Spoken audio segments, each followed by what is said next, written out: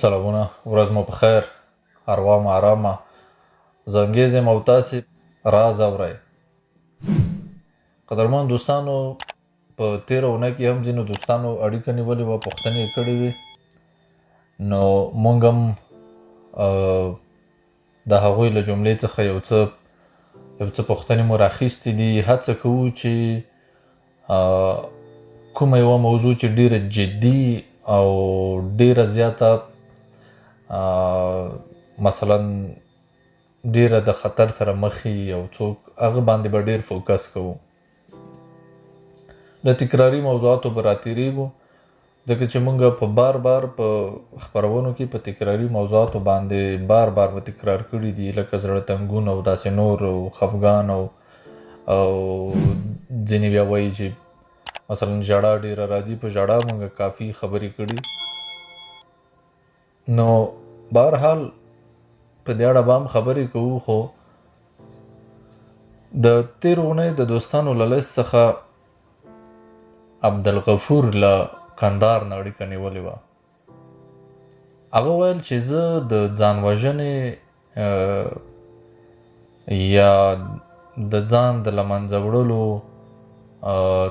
تمایل مې زیات شوی دی. هڅه کومه چې مثلا ډېر فکرونه راځي چې زه ځان ووژنم، یعنی تر دې حده پورې زه تنګ شوی یم.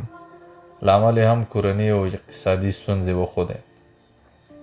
لومړی به راځو ځان وژنې ته، چې ځان وژنه څومره عامه شوې ده که نه. په دې وروستیو کې په افغانستان کې د ځان وژنې شمېر او ځان وژنې ته د یو شمېر ښځو نارینه او تمایل ډېر زیات شوی دی. نو او بیا په نړۍ کې چې ده، په نړۍ کې، په ټوله نړۍ کې په هرو 40 ثانیو کې یو کس ځان وژنه کوي. د ځان وژنې په هکله څوک نه غواړي اصلا بحث وکړي که نه. نو خو بیا هم ټول انسانان لږ تر لږه د ځان وژنې له یوې پیښې څخه خبر شوي دي. او بیا په اسلام کې خو ځان وژنه کاملا بې استثنا منع ده. اوس لومړی د ځان وژنه تعریفوو چې څه شی ده ځان وژنه. ځان وژنه ژوند ته د پای ټکی ایښودل دي. یوازې یوه تیاره او لنډه موده ده. د خدای حضور ته بې بلنې تګ دی. مرګ داسې دی چې مثلا یو څوک چې مري، دا په دې معنا دی چې الله تعالی هغه د ځان طرف ته راغواړي، دعوت ورکوي که نه، چې راځه بس. او ځان وژنه بیا داسې دی چې الله تعالی تا نه راغواړي او ته ورځې. بې بلنې خو زمونږ په دې دنیا کې هم هغه مونږ څه وایو، نابللی میلمه ډېر بد لګېږي که نه. نو عیني مسله دا چې ځان وژنه حرامه ده او په دې اړه الله تعالی په قهرېږي او ګناه ده، ولې چې بې بلنې تګ دی. نو ځان وژنه له هرې بدبختۍ او درد څخه خلاصېدل ورته ښکاري. عبدالغفور که زما غږ اوري دا اوس، یعنی دی وایي چې که زه ځان ووژنم، زه به له هرې بدبختۍ، له هر درد نه به زه خلاص شم. همدارنګه څوک چې ځان وژنه کوي هغه هم قاتل دی او هم مقتول دی، دواړه دی. نو په نړۍ کې تقریبا 5 میلیونه وګړي په کال کې د ځان وژنې پریکړه کوي. 95 میلیونه په کال کې. که څه هم په اسلامي هیوادونو کې ځان وژنه، بیا د ځان وژنې دغه فکر، د ځان وژنې خواته تمایل، دا په اسلامي هیوادونو کې لږ راکم دی. او په دې باندې به هم تاسې پوهیږئ چې ولې. اسلام خو ډیر پاک سپېڅلی دین دی، هر چاته نارینه او ښځینه ته خپل حقوق ورکړي دي. د الله تعالی په کلام کې داسې یو زور دی چې تا هم دې ژوند ته هڅوي، هم دې هغې دنیا ته هڅوي، هم امید درکوي، امید او هیله. هیڅ هیله بې ځوابه نه پاتې کېږي. ګوره هغې ورځې مې یو چا سره خبرې کولې، ما ویلې الله تعالی چې دی د یو انسان دعا ته هیڅکله رد ځواب نه وایي. دعا قبلیږي حتمي، 3 ځوابه ورته وایي. یا ورته وایي چې هو، یعنې سمه ده، ته چې څه غواړې وبشي. دوهم دا چې هو خو اوس نه، دا دوام ځواب شه، یعنې کېږي خو دا اوس یې وخت نه ده. 3م ځواب هم ورته ورکوي. 3م ځواب دا دی چې که دا دواړه ځوابونه یې ور نه کړل، بیا 3م بیا دا دی چې زه ستا لپاره یو بل پلان لرم. دا د الله تعالی لخوا د دعا جواب دی. کیدای شي له دې نه زه تا ته ښه پلان ولرم، خو رد د دعا یعنې دعا رد کېږي نه. که ته چېرته ستونزې لري، اقتصادي ستونزې لري، کورنۍ ستونزې لري، دا ستونزې په هر چا راځي. ګورې دا ستونزه نه ده، د دې ستونزې په مقابل کې چې موږ کوم عکس العمل ښیو هغه ستونزه ده. د دې پر ځای چې د ستونزې په حل پسې وګرځو، موږ یو حل ته یوه ستونزه لټوو، یو حل ته یو ستونزه. یا مثلا د یو کوټې په کونج کې کینو، فکرونه او سوچونه ورته کوو چې دا اوس څنګه شي که نه. لا ینحل مه پرېږدئ. یعنې الله تعالی هیڅکله داسې ستونزه نه رانازلوي چې د هغې حل نه وي. کله چې الله تعالی ستونزه رانازلوي، هغې سره یې مستقیم حل هم ورسره وي. او بل الله تعالی دا وایي چې زه ستاسې د توان مطابق په تاسې باندې امتحان او ازمایښت راولم. تاسې چې توان ونه لرئ، په تاسې کې چې تاب نه وي، زه داسې ستونزې نه ستاسې په ژوند کې پیدا کوم، او نه هغه هیلې ستاسې په زړه کې پیدا کوم چې په تاسې کې زه توان نه وینم. خیر، د ځان وژنې مسلې ته راځو که نه. تاسې باور وکړئ، موږ یو کوچنی ستنه ځان ته چې کوو، کوچنی پیچکاري، څومره دردېږو که نه، خفه کېږو، څومره درد وینو. یا ډېر خلک له پیچکارۍ ډېر بد وړي که نه. یعنې موږ دومره هغه یو.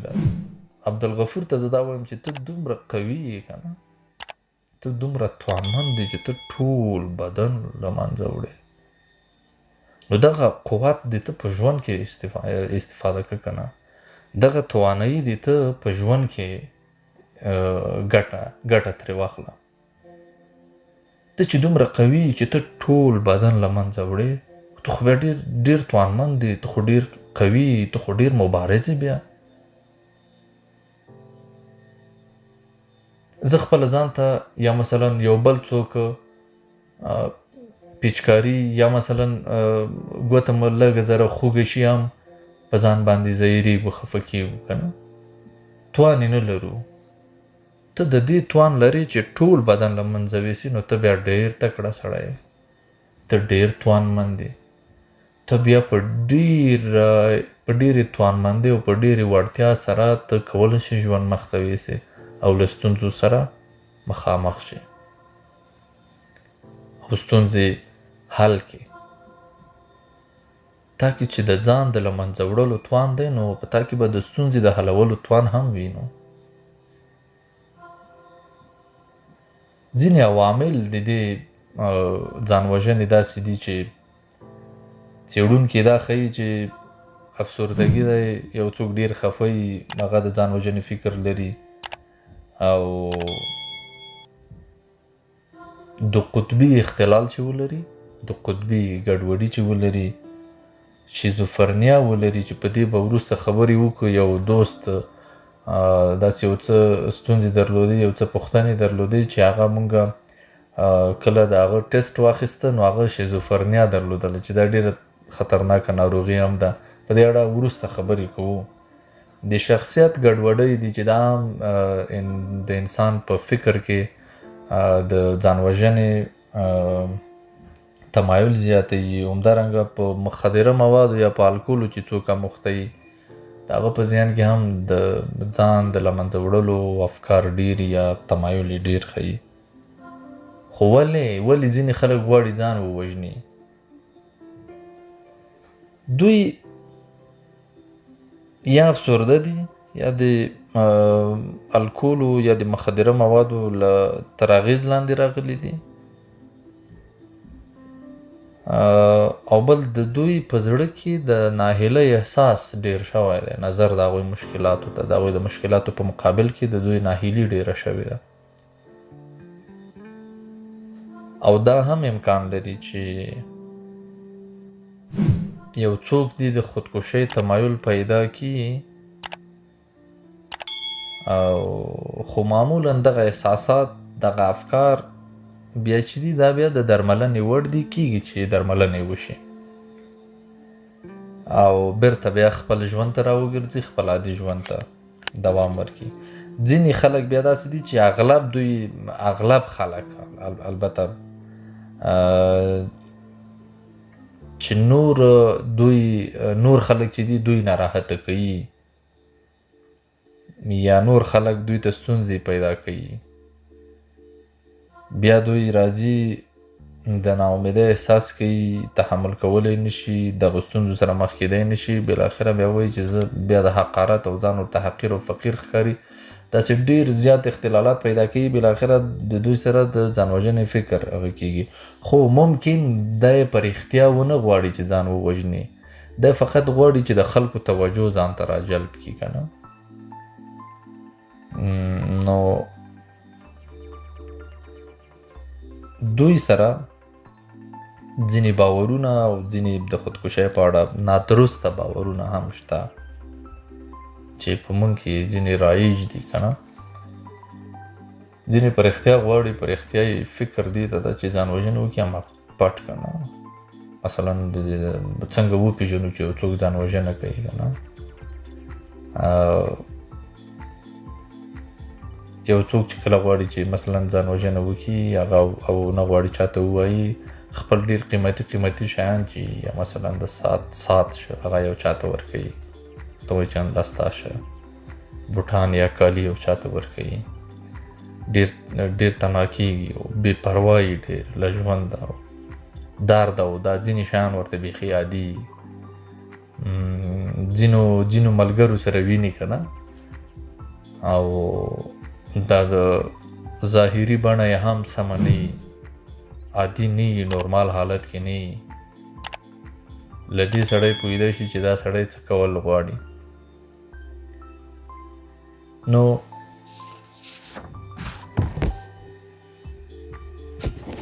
که چېرته د خودکشۍ یا د ځان وژنې فکرونه تاسې لرئ، دا زیاتره د یوازیتوب له احساسه هم پیدا کېږي. یو څوک ډېر یوازې وي که نه، یا داسې حس کوي چې هېڅوک نشي کولی له هغه سره کومک وکړي یا مرسته وکړي، او بل دا فکر کوي چې څوک ما ته اهمیت یا ارزښت نه راکوي. خو په دې باید پوه شئ چې ډېر د خودکشۍ فکرونه یا د ځان وژنې فکرونه چې دي دا زیاتره موقتي دي. بهتره کېږي سړی یا بیرته درمان کېږي هم، خو مسله دا ده چې دی باید په خپل قدرت، هغه خپل توانمندي باید حس کړي چې زه څومره توانا یم، زه څومره تکړه یم، زه څومره زورور یم، زه څومره مبارز یم چې زه ځان وژلی شم. زه خو د چا خوږ ګوته لیدی نه شم، څنګه په وینو سور انسان ته وګورم. او ته مکمل ژوند له منځه وړې، ته دومره تکړه یې، نو ته دغه انرژي دې په ژوند کې استفاده کړه که نه. همدغه تکړهوالی، همدغه انرژي دې ته د خپلو ستونزو په حلولو کې استفاده کړه. اختیار په نوم یو دوست له تخار څخه اړیکه نیولې وه. د هغه په پوښتنو او د هغه په ځینو خبرو کې ما شیزوفرنیا پیدا کړه. شیزوفرنیا مخکې مې وویل چې کېدای شي په اړه خبرې وکړو که نه. د نړۍ په هرو زرو کسانو کې لومړی خو داسې ده چې د دې ورور دغه نښې چې ده درلودلې د ده نښې دا وې چې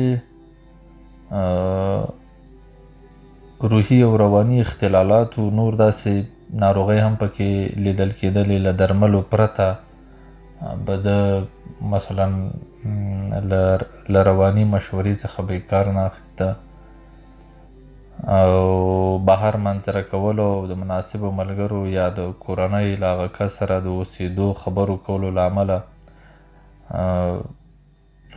دوی دته به ستونزه نه به یې شو کولی. ویره به ورسره وه. ځینې غږونه اوري وایي پوښتنه کوله چې وایي زه ځینې غږونه داسې اورم چې له ځینو سره ورته دي. هغه ځینې غږونه له ځینو سره ورته دي.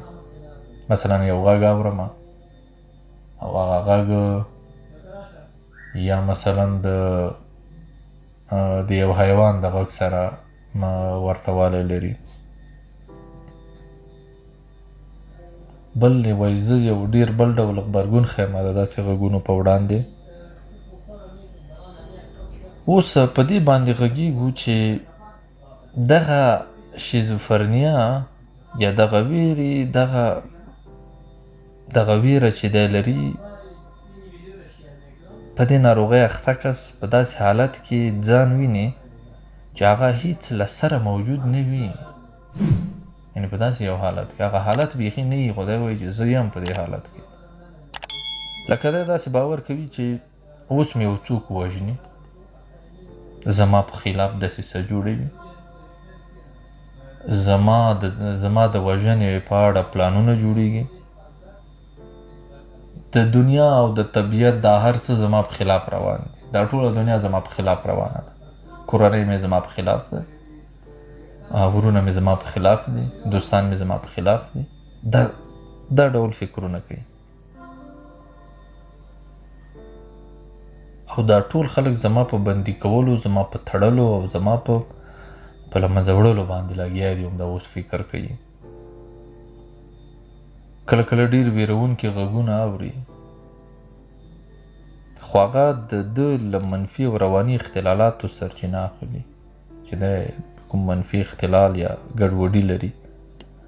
د خیال او د خیال واقعیت ترمنځ توپیر نشي کولی چې دا خیال دی یا دا واقعیت دی. غږ اورېدل دا کېدای شي مثلا نسیم دی. نسیم یو غږ اوري خو خدای نخواسته نسیم شیزوفرنیا ولري نو هغه داسې یو غږ اوري خو زه نه اورم. هغه به ما ته وایي چې ما دا اوس یو غږ واورېده خو زه ورته وایم چې نه ما نه ده اورېدله. خو دا د هغه خو دغه غږونه خیالي دي که نه. دا غږ د هغه خیال تولید کړی. زما په خیال کې هېڅ داسې څه نشته. یي به دې ته موږ خیالي واقعیت ویلی شو. ده به اورېدلی خو دا ده خپل اساس کړی ده خپله جوړ کړی دی په خپل ذهن په خپل خیال کې. بیرته بیا خپله اورېدلی هم دی خو د ده شاوخوا اطراف نور خلک یې نه اوري او نه ترې اغېزمن کېږي. دوی زیاتره په ډېره سخته ویره کې وي. دغه غږونه ناروغ ته پوره واقعي ښکاري. وایي دا رښتیا دي. ډېر ټینګار کوي. وایي ګورئ تاسې زما خبره واورئ. قسم هم کوي قسم پخوا ما داسې یو غږ واورېده یا قسم دی ما یو داسې یو څه ولیدل. حتی پدیدې ویني ځینې شیان ویني چې زه یې نشم لیدلی یا یو بل روغ انسان یې نشي لیدلی. دی به یې ویني. دی به په دې ټینګار کوي چې ومې لیده. یا داسې یو غږ اوري که نه چې هغه مونږ نشو اورېدلی. دی به وایي چې ما واورېده.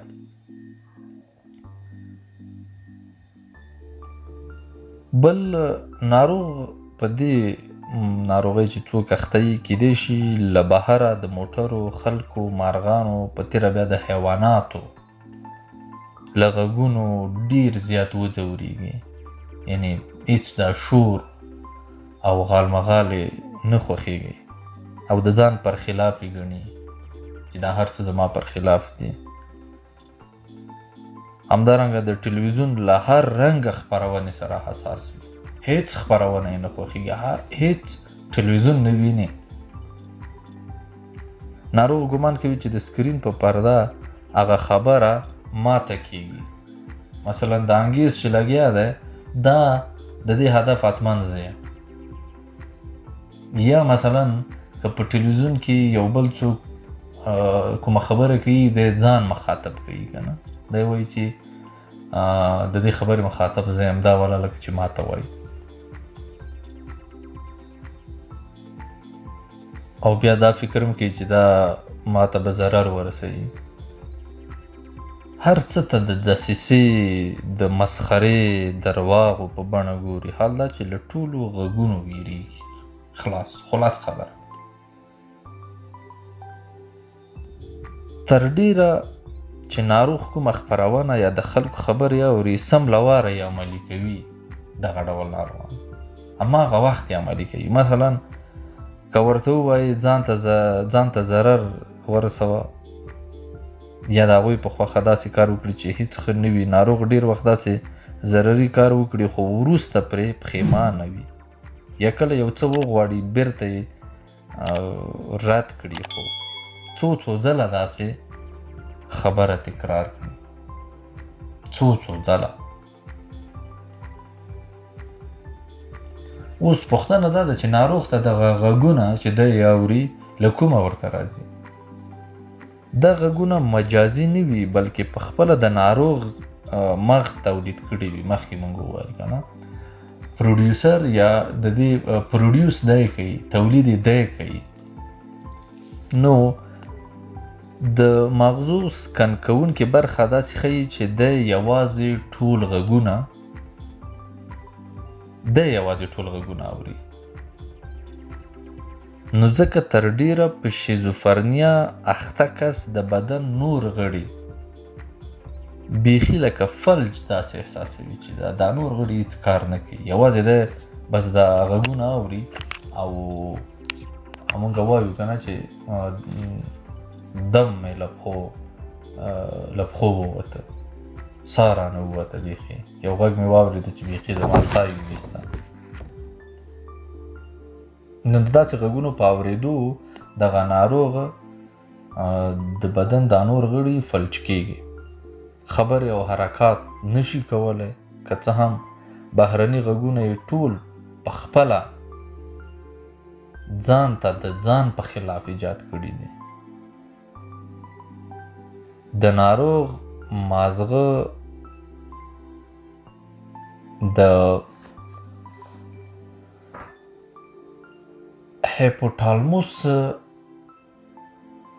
د واقعیتونو د تفکیک غده یې هیڅ کار نه کوي د دې ناروغ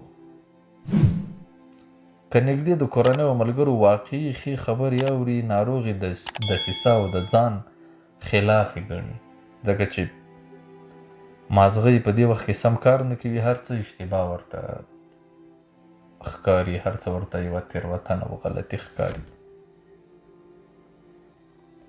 دې اختلالاتو ته ځکه یوازې رواني اړخ ورنه کړل شي باید بلکې روحي هم ورته ویلی شو دا یو روحي مسله هم ده ځکه ناروغ په داسې وخت کې ځینې دیني چارې پرېږدي دیني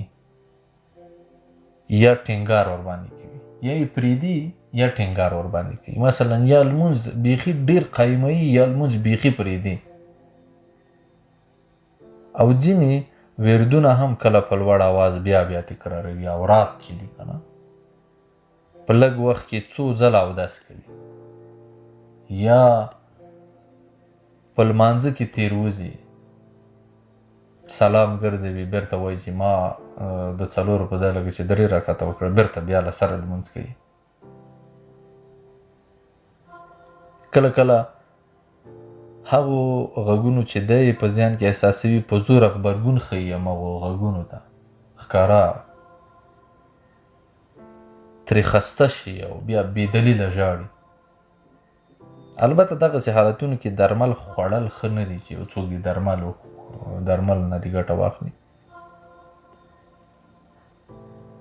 ځکه د ناروغ په ذهن کې هر څه تیریږي او نور غړیو ته یې تاثیر نه وي رسېدلی. کیدای شي رواني مشوره او د هغه ملګري لخوا بهر ښو ځایونو ته د منظرې خوړو لپاره ولاړ شي چې د ده په نظر ښه ورځي. دی له درمل احتیاط دی که نه، معتادي ده. په احتیاط به هم خبرې کوو. یو دوست پوښتنه کړې وه که د خپرونې وخت و هغه پوښتنه به هم راواخلو.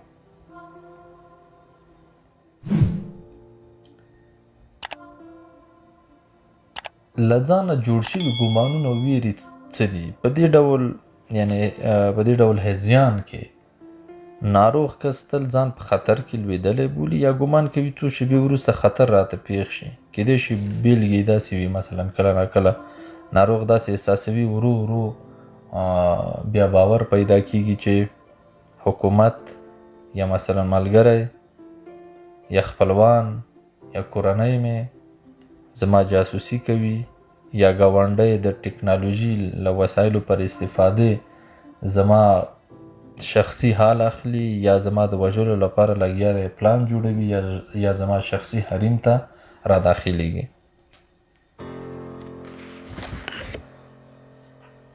د دې ناروغۍ علت څه دی؟ ولې په یو چا کې شیزوفرنیا پیدا کیږي که نه؟ هره ناروغي د دروني او بهرني سببونه لري. موږ یو درون لرو یو بیرون لرو که نه؟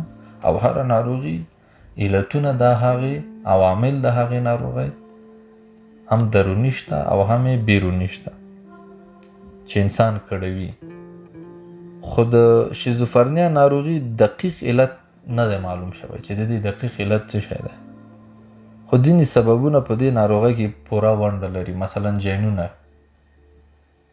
دا چې هرو 100 کسانو کې یو نفر پر همدې ناروغۍ اخته کیږي، ښایي له مور او پلاره یو کس ناروغي، یعنې ایرسي وي که نه. یوه مسله ایرسي ده او په دې ایرسي بڼه باندې ده ته انتقال شوي وي.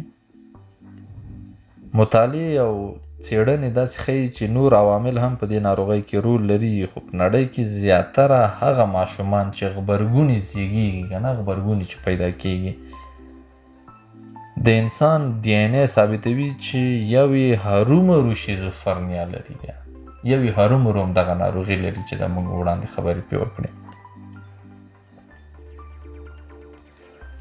او له ځان سره بیا دغه ناروغي لیږدوي، انتقالوي. بیا مطالعه دا هم ښیي چې جینونه د شیزوفرنیا په لیږد او وده کې 50% ونډه لري. 50% جینونه، لکه ایرسي مسله ده که نه. یعنې که یو څوک د کومه ناروغۍ چې موږ خبرې وکړې، که یو څوک په خپل کور کې دغه ناروغي لري، نو حتما د ده په کورنۍ کې یو بل کس هم درلودل، هغه ده ته لیږدول شوې ده، انتقال شوې ده.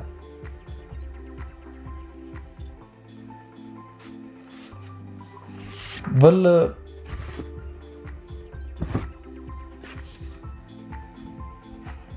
یو بل دوست د احتیاط په اړه پوښتنه کړې وه. احتیاط وایي معتاد یم، د نوم له اخیستو یې ډډه وکړه، ویل چې زما نوم مه اخله. دومره و چې له کاپیسا یې اړیکه نیولې وه، ویل چې زه ډېر سخت معتاد یم په ځینو مخدره موادو باندې. اوس په احتیاط کې ډېر شیان راځي. موږ به پر احتیاط باندې پوره خبرې وکړو. حتی مینه هم په احتیاط کې راځي، عشق، محبت هم په احتیاط کې راځي، وابستګي، تړښت. عیناً لکه یو څوک چې په الکولو په مخدره موادو باندې اخته وي، داسې په مینه هم اخته کېږي. دواړه یوه خبره ده. په مینه چې دی دا چې ده مثلا هغه ده، یو حس دی، ایموشن ده، یعنې نه نه ټچ کېږي نه لمس کېږي، فقط احساسېږي. او مخدره مواد چې دي هغه بیا حس نه دی، هغه بیا جامد یو شی دی که نه، یعنې هغه هم لیدل کېږي هم لمس کېږي. مقصد دومره توپیر لري. خلاص خیر په دې اړه خبرې کوو، یو دمه اخلو او بیا راځو د معتادۍ په اړه، هم د مینې د معتادۍ هم د مخدره موادو د معتادۍ په اړه به خبرې وکړو.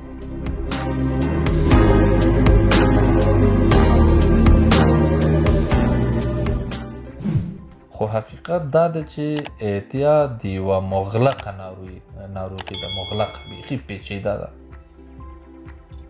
او د نشهیي موادو پرېښودل له ارادې سره نور ډېر څه ته ضرورت لري، ځکه اعتیاد یا معتادي په مغزو کې داسې تغییرات رامنځته کوي چې د نشهیي موادو پرېښودل ستونزمنوي. او خو خوشبختانه له نیکه مرغه تحقیقاتو دا ثابته کړې ده چې اعتیاد د انسان په مغزو کې چې کوم تغییرات رامنځته کوي، لکه د نورو مزمن ناروغیو په شان اعتیاد هم تداوي لري، او یو معتاد شخص کولی شي چې سالم ژوند ولري او روغ شي. لومړی خپله معتادي یا اعتیاد څه شی دی؟ اعتیاد د عصبي سیستم یا مزغو یو مزمنه او بیا راګرځېدونکې ناروغي ده. کیدای شي بیا راګرځېدونکې دا معنا چې که یو څوک اعتیاد پرېږدي، عادت پرېږدي، بیرته کیدای شي پرې راوګرځي، چې د بدن په ځینو غړو د بدن د ځینو غړو د فلج کېدو سبب هم کیدای شي. د دې اعتیاد د بدو پایلو له پوهېدلو سره چې دا بدې پایلې لري، بیا هم معتاد شخص نشهیي توکي استعمالوي او نشي کولی چې نشهیي توکي کم کړي یا یې بس کړي. په لومړیو کې نشهیي توکو استعمال ارادي وي، ولې بیا او دوامدار استعمال بیا په مرکزي عصبي سیستم کې د داسې تغییراتو سبب کیږي چې شخص کنټرول له لاسه ورکوي، بیا هغه په ارادي ډول نه کوي، بیا غیر ارادي کوي. مثلا زړه ورته کیږي. انرژي دا اوس انرژي ډرینکس چې کوم دي دا هم یو اعتیاد دی. په دې کې ټورین استفاده کیږي، او مثلا دا نن ماسپښین دې وڅښله، سبا ماسپښین دې ورته زړه کیږي. داسې یو ډول مواد پکې استعمالوي که نه، مخدره مواد. ولې یو څوک په پیپسي نه مخته کیږي یا مثلا په ډیو یا مثلا په فانټا باندې، هغوی کې ټورین نشته که نه. خو که په دې انرژیو کې د ټورین استفاده نه کړي، هم دغه انرجیانې هم داسې کیږي لکه د ډیو او پیپسي او کوک او دا شیان.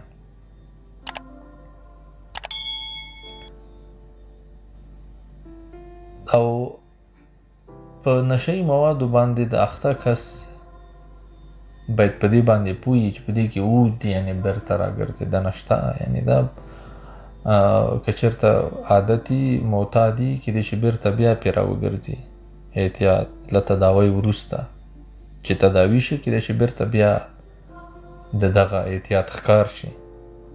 خو دا یوه عامه پدیده ده، او د دې معنا دا نه ده چې اعتیاد تداوي نه لري. دا چې بیرته راګرځي معنا یې دا نه ده چې یعنې تداوي نه لري یا تداوي کار نه ورکوي، بلکې لکه د نورو مزمنو ناروغیو په شان دی هم راګرځي. مثلا زکام هم که دا اوس د زکام دوا وخورې ښه به شي، بیرته به بیا هم در باندې راځي. دغسې اعتیاد هم دی. خو د اعتیاد تداوي باید دوامداره وي، او نظر د ناروغ حالت ته باید عیار شي، او له دې کبله باید د ناروغ د تداوی پلان ته بیا کتنه وشي او د ناروغ د ضرورت مطابق عیار شي. یو دم دا هر څه پرې بندول ناروغ له ډېرو خطراتو سره مخامخ کولی شي. مثلا که یو څوک چرس څکوي کولی شي چې مثلا دی په ورځ کې 3 سګرټه چرس څکوي په ورځ کې. دا د اونۍ څو شو 9 ځلې 3 څو 21 سګرټه شول. دی د دغه 21 سګرټان په لومړۍ اونۍ کې د دا 21 راښکته کي 18 ته، په دویمه اونۍ کې د 15 ته راښکته کي، په دریمه اونۍ کې د 12 ته راښکته کي، په څلورمه اونۍ کې د 9 ته راښکته کي، په پنځمه اونۍ کې د 6 ته راښکته کي، او په شپږمه اونۍ کې د بیا 3 ته راښکته کي، او په بله اونۍ کې بس 1 2 همداسې ورو ورو پرېښودل. دا سیستماټیک ډول باندې پرېښودل دي. په دې سره ناروغ زیان هم نشي لیدلی. خو دا د اعتیاد یا دغه نشهیي مواد په مغزو کې کوم ډول تغییرات رامنځته کوي؟ د انسان مرکزي عصبي سیستم کې یو برخه شتون لري چې د پاداش مرکز ورته وایي، پاداش مرکز یا ریوارډ سرکټ. دا ریوارډ سرکټ نومیږي دغه مرکز، چې دغه برخه د انسان د خوشحالۍ مرکز دی. یعنی کله چې انسان خوشحاله وي که نه، اصل کې دغه د پاداش مرکز یا دغه ریوارډ سرکټ د دوی فعالیږي. کله چې دا فعاله شو بیا انسان وایي چې ولا نن ډېر خوشحاله. او د دې مرکز برکت دی چې انسان هغه کارونه چې خوشحالي وربخي بیا بیا تکراروي، لکه خوراک، جنسي اړیکې، او یا هم له دوستانو سره له وخت تېرولو لذت اخلي. او علت یې دا دی چې دلته د ډوپامین په نوم هورمون چې کوم دی هغه ترشح کیږي. هغه بیا یوه ماده افرازوي چې د خوشحالۍ سبب کیږي. نشهیي مواد هم د پاداش مرکز د فعالېدو یا د ډوپامین د افراز سبب کیږي. یعنی دغه نشه چې څوک کوي، دغه کله چې د نشه وکړله نو د خوشحاله کیږي. او موږ مخکې ولې خوشحالي د انسان د اعصابو په سیستم کې چې کوم د پاداش مرکز دی یا ریوارډ سرکټ، دا د خوشحالۍ مرکز دی، دا فعالوي. او په دې شکل استعمالونکی له استعمال څخه خوند اخلي چې دا خوند او د کاذبې خوشحالۍ احساس دی. ګورئ، داسې نه چې تاسې اوس سبا شروع وکړئ چې دا تلپاتې خوشحالي، نه، دا کاذبه خوشحالي ده، د ډېره موقتي. ته چې تر څو پورې چې ته نشه یې، ته به تر هغه وخته خوشحاله یې. نشه چې لاړه، پر هره داغ به یې که زخم به یې چې هوش کې راشمه نو ختم به یې. بیا نو چې ته کله په هوش کې راغلی، بس بیا هغه خوشحالي دې نشته، هغه کیسې نشته. یعنې دا یو کاذبه خوشحالي درکولی شي، یو دروغجنه خوشحالي.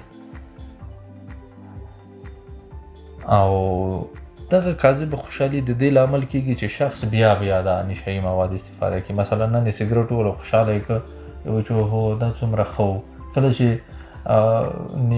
نشه یې له سره والوته، خفه کېږي، بیا وایي چې زه خو والله سګرټ سره ډېر ښه شوی وم، یا مثلا هغه د فلانیو مخدره موادو سره زه ډېر ښه وم. بېرته بیا کوي هغه کار، بیا یې تکراروي، بالاخره عادتي ګرځي.